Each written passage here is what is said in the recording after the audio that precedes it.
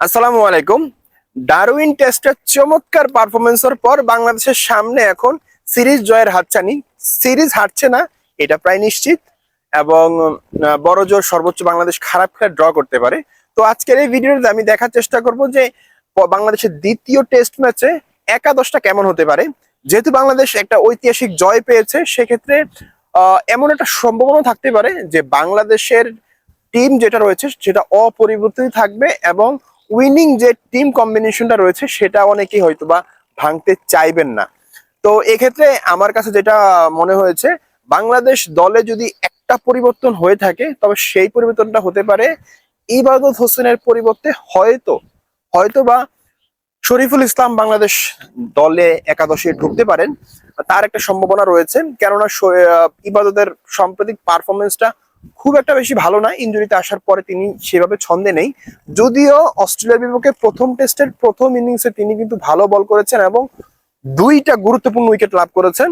আর দ্বিতীয় innings wicket পাননি, ভালো বল করেছেন। কিন্তু একটা নোটিসেবল বিষয় কি জানেন, দ্বিতীয় ইনিংসের 8 ওভার করার পর 4টা বলারকে কিন্তু ঘুরিয়ে ঘুরিয়ে ঘুরিয়ে ঘুরিয়ে নাজমুল হোসেন শান্ত বল করিয়েছেন।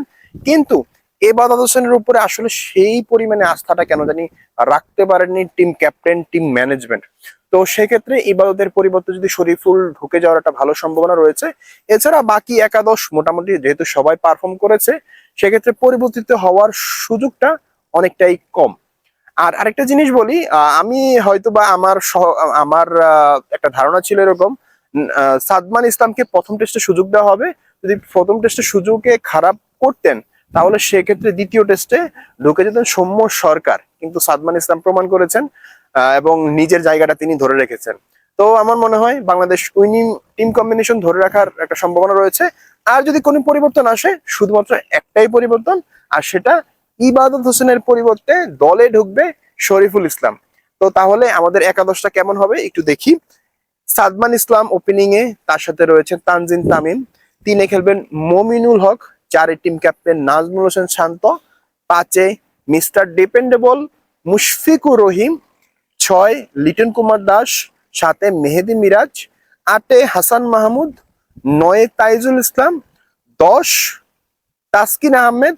এবং সর্বশেষ 11 শরীফুল ইসলাম। এটাই হবে বাংলাদেশের দ্বিতীয় টেস্টে অস্ট্রেলিয়ার বিপক্ষে বাংলাদেশের বেস্ট 11। আপনার মন্তব্য এবং মতামত জানাতে পারেন কমেন্ট বক্সে। ধন্যবাদ সবাইকে। আসসালামু আলাইকুম।